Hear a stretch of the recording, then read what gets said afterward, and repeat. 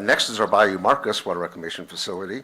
Plant manager there is Mr. Sonny Bonds, whose his facility is required to meet 3,584 compliance points in calendar year 2022. They missed on only one of theirs, leading to a 99.97% compliance rate. This marks the 10th consecutive year that the facility has received an award, 10th consecutive year, but they've also received awards 19 of the last 22 years. Sonny Bonds.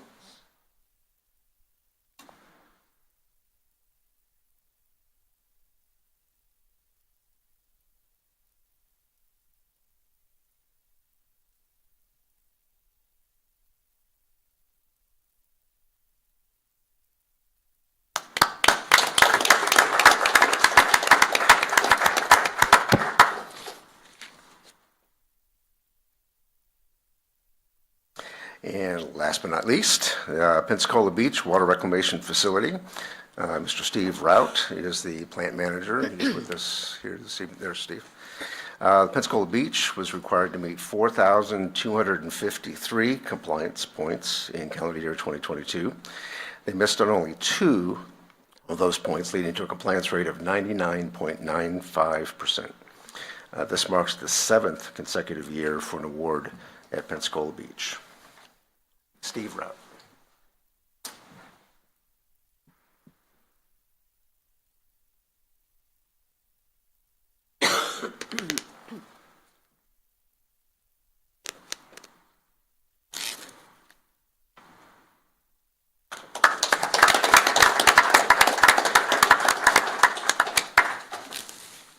Thank you very much. These gentlemen are the reason that we can sit up here and smile and not get stones cast on us because they do such a magnificent job. We appreciate them. I apologize. We move now to approval of the CAC meeting of September 19th. Do I have a motion? Sorry. Moved by Mr. Brown, second by Mr. Perkins. Please vote.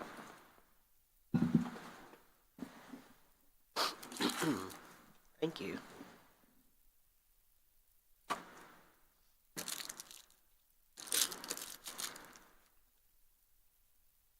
And it passes 12-0. We have 3 resolutions. Does anybody want to hold any of the 3 for questions? Madam Chair, Yes, sir.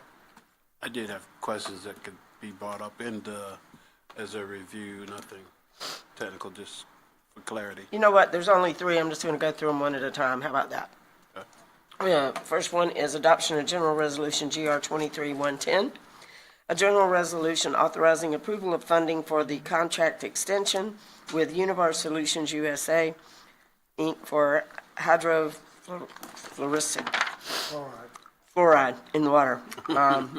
Thank you, Dr. Walker. Do you have any questions, Mr. Williams? Yes, Madam Chair, thank you.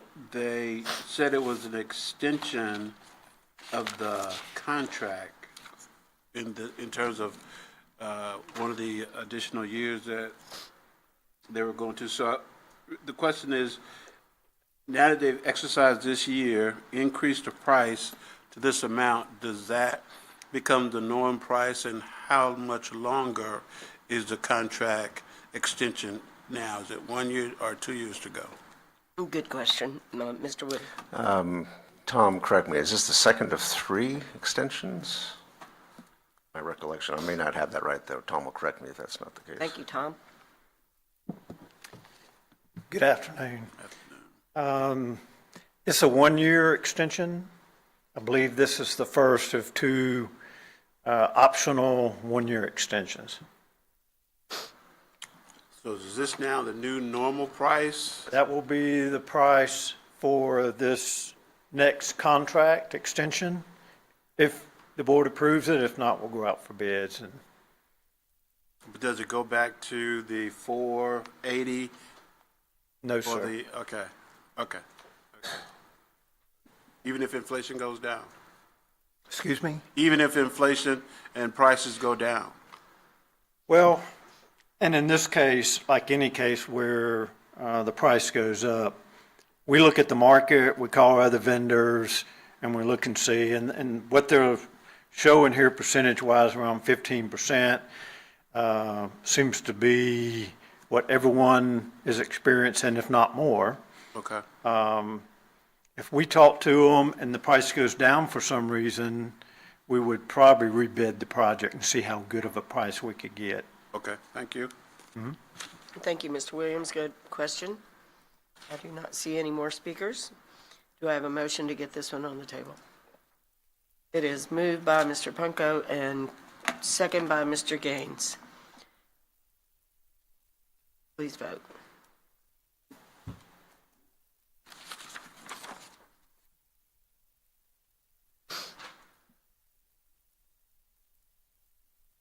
And it passes 12-0.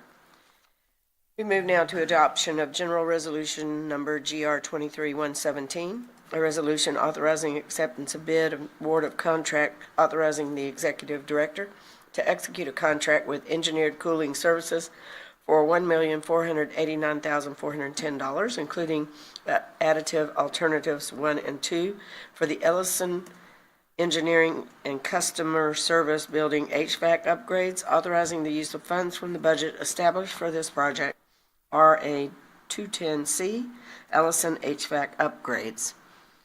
Do I have speakers?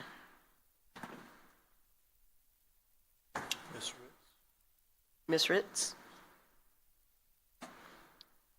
Oh, there it is. I got you. Ms. Ritz? Okay, thank you. When I was reading through, I wondered what type of portable or temporary HVAC units were going to be used, and if so, have they already been purchased, and if so, can they be reused on other projects? Thank you, Ms. Ritz. That's a great question. Mr. Woody?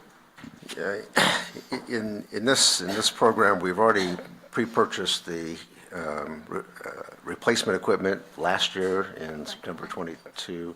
This contract is for the installation of all that equipment, and then we'll be reusing, or continuing to use, I should say, the ground source, which was determined to be in good condition.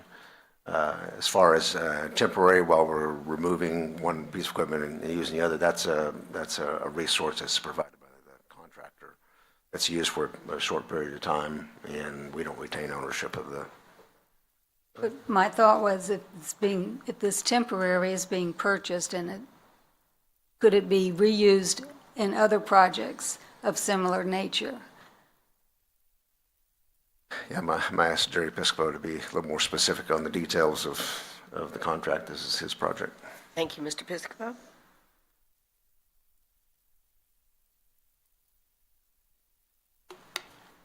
Good afternoon. The rental equipment is included in the bid, so it belongs to the cooling company, not to ECUA, and they would provide it based on the need and the time of year. Thank you. Yes, ma'am. Thank you. Might want to stick by close. Mr. Williams? Yes, ma'am, thank you. I know earlier we talked about solar energy and said we couldn't use it, so I didn't know we used geothermal. So the question would be, I don't know if it just encompasses this bid, but how much of this geothermal is used versus the HVAC, or is it just for heating? Mr. Piscopo? So it's a water source system, so these are closed-loop geothermal wells that we have around the property, and the water is used both ways. It's used for cooling and heating. There's more therms in water for heating than there is for cooling, so it works better as heat than it does for cooling purposes, just in case you're curious, but that's a good question. Always curious. And then, Madam Chair, just a follow-up, is it a type of geothermal that can be expanded to be used more rather than less in terms of renewable energy? Well, it's sized for the footprint in the building. So you couldn't expand it there'd be no reason to expand it. You'd have to drill more wells and make the pipes larger to carry the additional water load. So it's designed specifically for that building. So this building didn't get it because there wasn't enough real estate to drill like 500 wells. Okay. That's kind of the question. Yeah. Okay, there are limitations to Yes, sir. location. Thank you. Thank you, Madam Chair. Thank you, Mr. Williams. Great question. Mr. Perkins? Well, thank you. So this is just for the installation, and it's the customer service building and the engineering building? It is for the building that's next door. Okay, so- Engineering and customer service, yes, sir. Okay. So not the old engineering, for that and this, right? No, just that building next door that adjoins this building here. So has all of engineering been moved over there now? Yes, sir. Okay, all right. Wasn't aware of that. So how much did we spend on the equipment itself? Do we know? It was $671,000. Okay. So, I'm concerned about a couple of things. I mean, one is we only got one bid, and that's just how it is sometimes. Sometimes you get one and sometimes you get more, but 1.5 million for the installation, seems like a lot of money to me. And then typically in all our bids that we bid out, we have a 15% contingency built in anyways. Do we have that in this one? No. The only contingency in here is for the rental equipment for the temporary HVAC. This includes a full piping upgrade, 15 air handlers, removal and replacement, VFDs, electrical upgrades, the whole 9 yards. It's a lot of work. And it's going to be done after hours at night, not to disturb the building because it's going to remain in service. So there's a lot of overtime, premium time included in this, weekend work, that type of thing. And so we don't have, our 1.5 basically doesn't include the 15% contingency we usually have in a bid? There's no need for it. It's all in, it's lump sum. Okay. And then we do have the contingency for the rental cooling equipment, but how long is this project expected to take? It's about 6 to 7 months. What time of the year are they doing it in? And we're going to start as soon as you approve it. Okay. Trying to beat that summer heat. Yes, for sir. next year. Yes, sir. But 200,000 seems like a lot of money for rental equipment, but I mean, I guess you've answered my questions. I really wish we had some more bids. I'm kind of on the fence on whether to vote for this one or not. But, after hours, weekends, stuff like that, I guess that could. Well, and delay it the also cost. includes controls, upgrades, software, and things like that, which the building automation system package as well. So for here and the lab across the street. So we're doing 2 buildings on the controls upgrade to keep them on the same system. What's the total square footage that we're cooling and I heating now? don't recall. Okay, but probably 10,000 or more, Oh, it's more than that, yes, sir. I think it's in close to 30. close to 30,000. Yeah. Okay. Thank you, Mr. Perkins. Mr. Woody, did you want to say something? I saw your name on here. Just to reiterate that included both of the alternates we put on there. That was upgrade controls in the system as well as adding controls on this side of the building as well.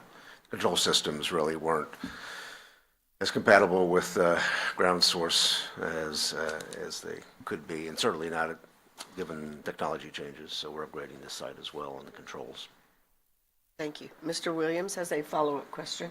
Yeah, thank you, Madam Chair. I know Mr. Perkins was talking about the price. And I know Mr. Piscopo has been very diligent in breaking down costs to their lowest possible cost. And I just wanted to know if he looked at this bid in detail to say that it can't be broken down to be made smaller if we did it any other way. Good question. Yeah, even as it comes back to the podium, remind you that one of the ways that this project was broken down was to purchase the equipment separately, both so we can meet the timeline that we needed as well as to avoid some upcharges and overhead that the contractor would put on it if they were the ones that purchased the equipment. Okay. Thank you, Mr. Woody. We've looked at it in multiple different ways as well as the consultant, and the engineer's estimate for this project was $2 million for the work. So I feel like the bid was fairly competitive, even though we only received one bid. So, but there's a lot of risk in the job because of the time of year and with, keeping the building occupied while we do the work. So, so I feel like the price is, with the risk on the project, it's a fair bid. It's more risky working in the fall than in the summer? Well, it's risky in that something could go wrong, like no heat or no air conditioning when you need it, so. Yeah. Yeah, so we got all that to work through. Plus the controls upgrade, the stuff doesn't work without controls, so there'll be a lot of activity in the building. Okay, Ceilings coming down and ductwork modifications and things like that. okay. Yep. Thank you, Madam Chair.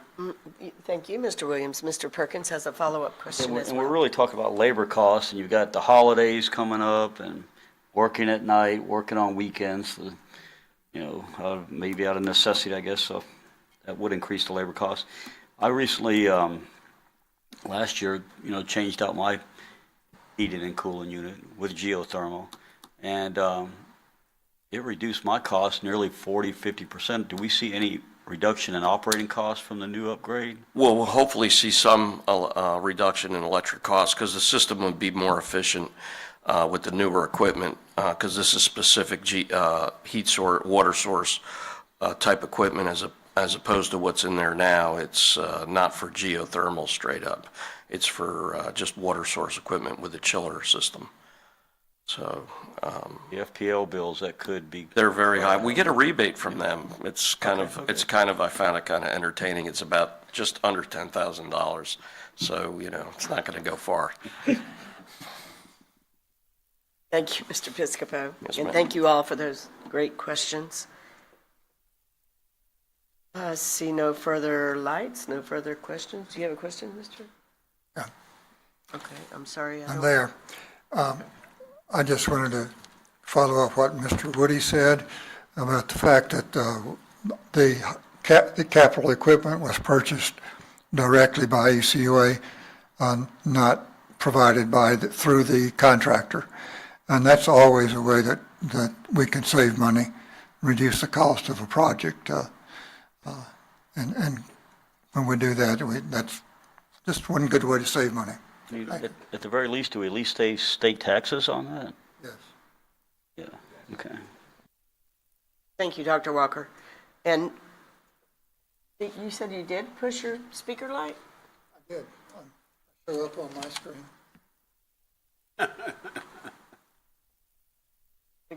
The blue request to speak?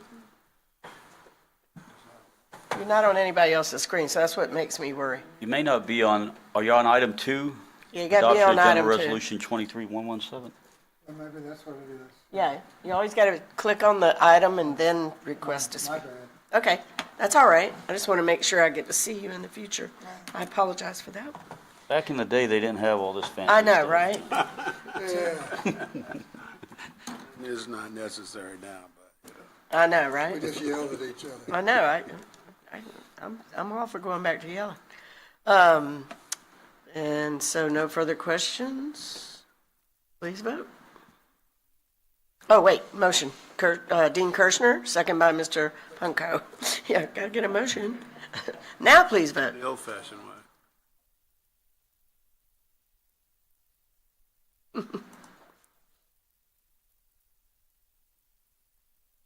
And it passes 12-0.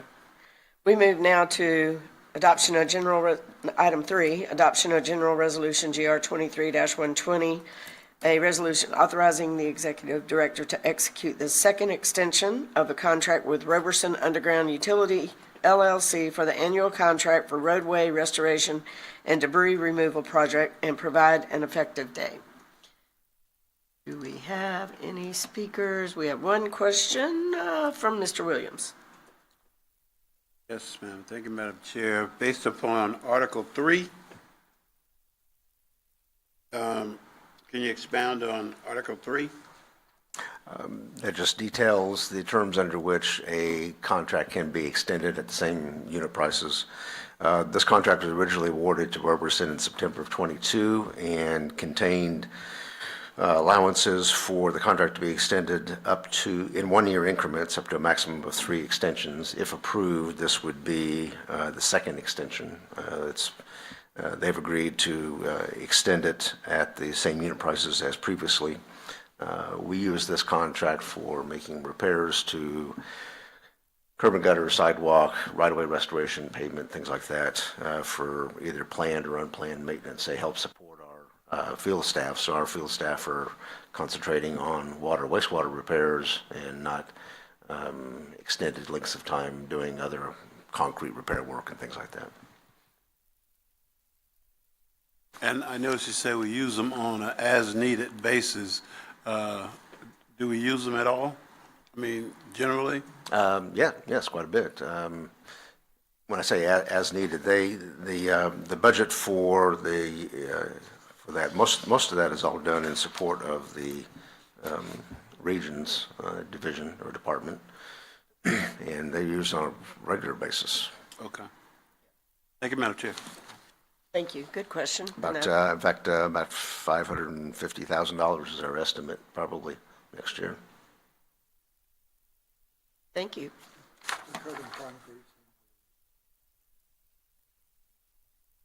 No further speakers. Can I get a motion for this one? Moved by Mr. Punko and second by Ms. Benson. Please vote.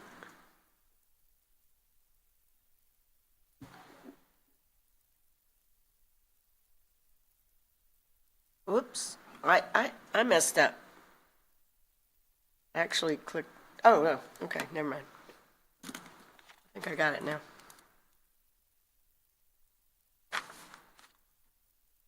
It gives you a minute to change your mind, that's nice. 12-0, and it passes 12-0. We move now to the informational reports, item H. Do we have any questions for staff on the informational reports?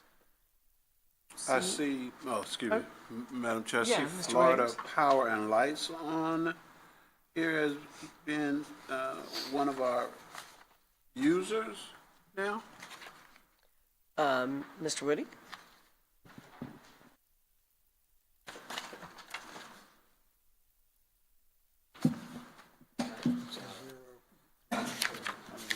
Future we're talking about, or what? Close the Chris plant. Yes. Mr. Nelson. There we go.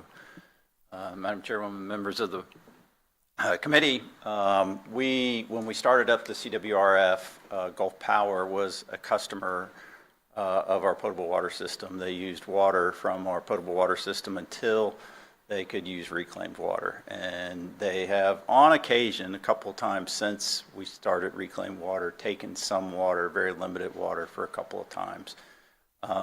We keep track of it because they have the ability to use it, but generally it's zero. Okay, Thank you. thank you. Thank you. Good question. We move now to unfinished business. Do you have any unfinished business? Yes, Carl Punko. I should have asked this earlier when you were doing the presentations on the awards. Do we put out a media release on that to WEAR and Pensacola News Journal? Do they ever do anything? Do they ever? Depends whether it's a busy news day or not. Sometimes it's covered, sometimes less so. Well, I think that deserves to be out there. You would think. Yeah, thanks. Yep, good question. Great question. Yes. We move to new business. Maybe you want to call them.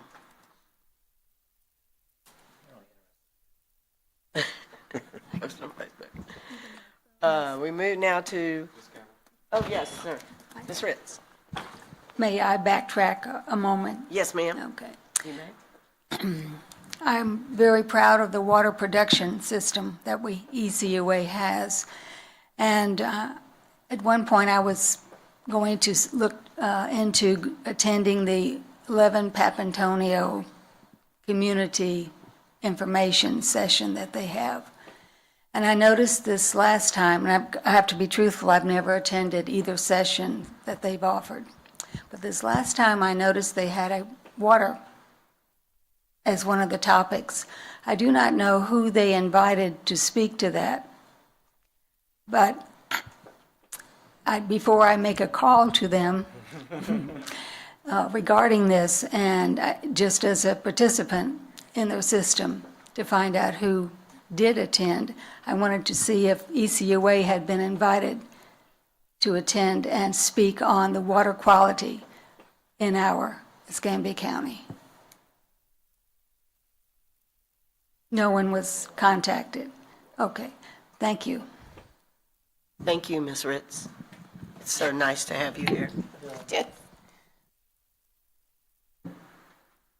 We move now to committee communication.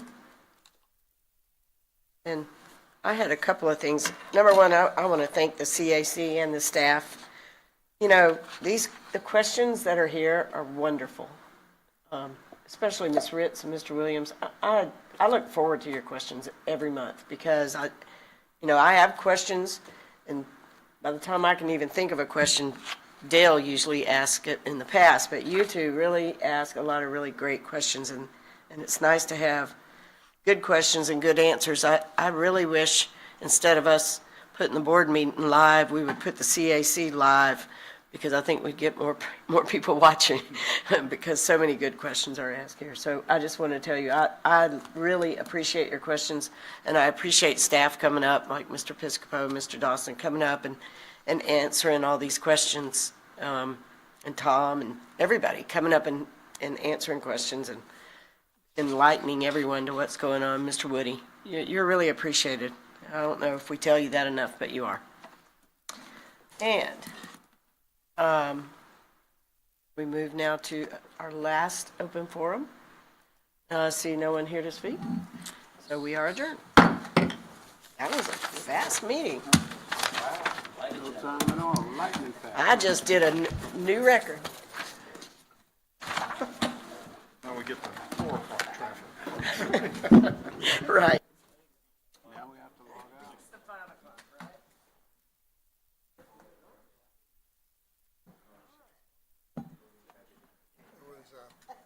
Pleasant to sit here and see the approval of the purchase of the hydrofluorosilicic acid. Yeah, which is fluoride. See it go by so